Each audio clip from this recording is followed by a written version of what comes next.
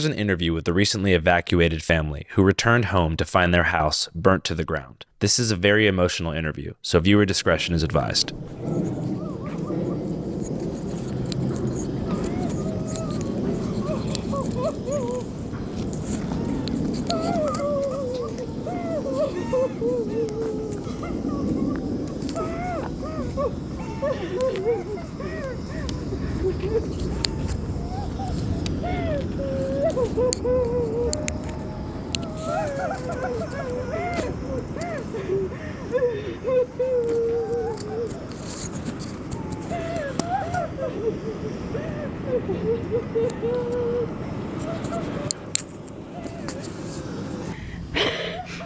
Is this your house? Yeah. We were here for over 40 years. Now it's all gone.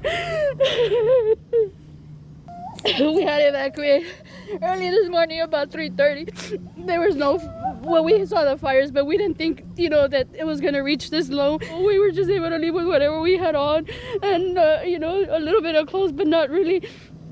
We lost everything we had in the house.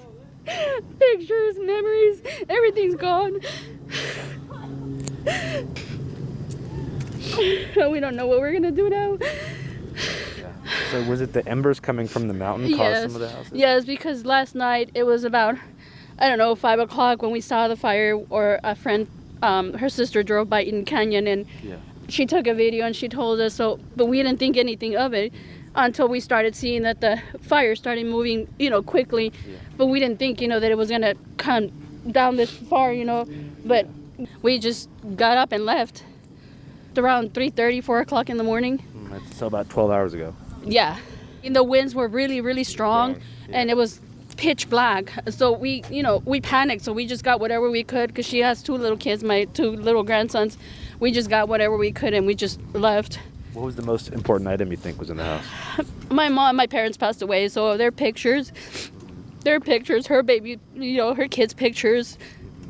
But that's the least, of our problems. We got out alive and we're okay, Aside from that, do y'all have insurance or anything like that? No, we don't. We rented it. We didn't own the house, but we rented. But still, we lost everything. We don't know what we're gonna do now. It'll take us time to pick up and, start over, but it's gonna be hard. If somebody wanted to donate to you, to offer you some help and some aid during a moment like this, is there any way that someone could do that? Like, do you have Zelle or something like that? We have Zelle that are connected to my husband's phone number. Mine is through email. It's L_Espinosa68@yahoo.com. Anybody that wants to help is deeply appreciated. Okay. Thank you. Thank you. There was no help, no fire department, not in our area. We didn't see one until now that they're coming by. On the flip side of that, I can sit there and say, well, you need to do something about the homeless encampments. A lot of the fires lately, especially in California, are the homeless. You also the mismanagement of the forest. It's just a situation like this. You had the Palisade fire start, and then you had this one start. You're stretching the resources. The firefighters, they stretched thin up here. They've helped as much as they could. But you're really not going to stop when fire like this. Bro, I've never seen anything like this. It feels like literally like an apocalypse. This is my old elementary, engulfed in flames right by my mom's house. Yeah, bro, everything's just going to shit right now. We were here for over 40 years. Now it's all gone. Just seeing stuff like this just brings me to tears, bro. I just had to go water down my homie's house, took his bird. Homie was just chilling. He left him there because he left him last night. Damn. I can't leave animals there, bro. No animal, no life gets left behind. Yo, what up? We're in Altadena, California. Fucking Altadena, homie. There's smoke and fire all around us. 10 people have been killed in the devastating wildfires in Los Angeles. This is one of the 5 wildfires that have broke out in LA in the past 24 hours. It just keeps sparking up back by itself. It doesn't turn off. As you can see, unfortunately, this house did not survive. Still on fire. Pretty depressing. We're going to talk to some people around here and see how they're being affected. So let's get into it. My name is Susana Larios, and as you can see, my house burned this morning. We just lost everything.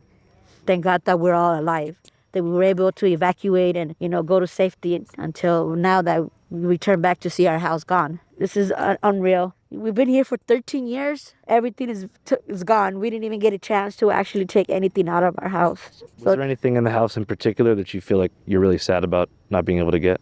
Our family pictures, our dog's ashes. We had them cremated and they were in our house, and just those personal belongings. Everything else is material. It can be replaced, but memories, when they were young, my kids were young, I will never get those pictures back. What's one of your favorite memories here?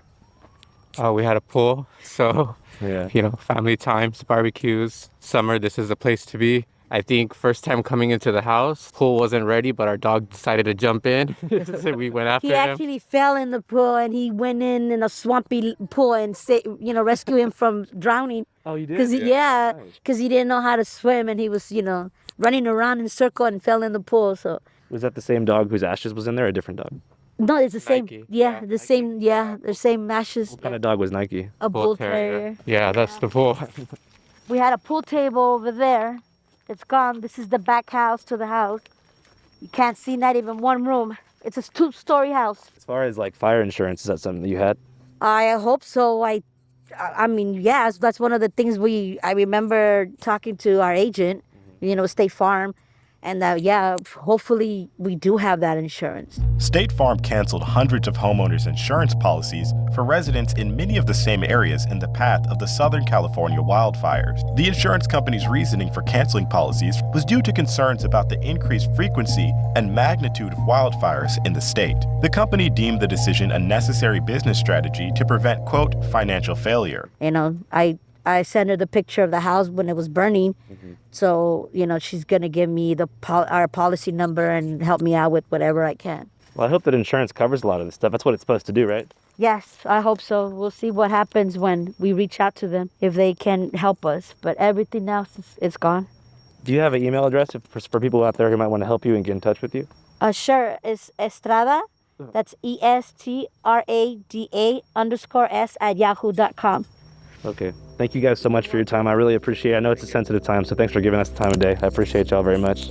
Unlike the Pacific Palisades area on the west side, an affluent area where many celebrities' homes unfortunately burnt down, Altadena is a diverse, working-class suburb located just north of Pasadena in the foothills of the Angeles National Forest. As we've seen, many in the area have been critical about the lack of fire department response, and across the world, everybody seems to be pointing fingers at who to blame for the wildfires. However, many locals understand that the magnitude of these fires is unprecedented, and that firefighters and first responders are doing everything they can to keep the fire contained, which is particularly difficult due to the state's crippling water crisis, a situation that by all measures is a direct result of climate change, overconsumption, and corporate greed.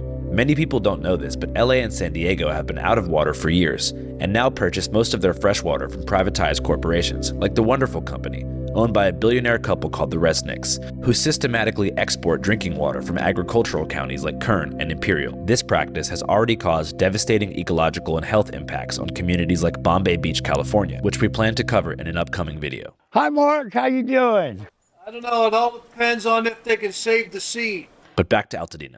Everybody stretched in from the Palisade fire to the Eaton fire here on the east side of Pasadena, over by the museum, the Silmar fire, 210. So it's already, everybody's already stretched in and trying to cover all these hot spots. It's like, which way do you go? Yeah. So, I commend firefighters and first responders. Everybody stretched in. We're all trying to help the best way we can. Stuff like this, there's no way to prevent it, because how can you prepare for it? I mean, how can you prepare for it? And once the winds picked up, the embers traveled, and then the power lines going, one little ember plus high winds, just the smallest little fuel source, it just sparked, whether it's leaves, canopies, from easy ups, anything like that, everything just went up.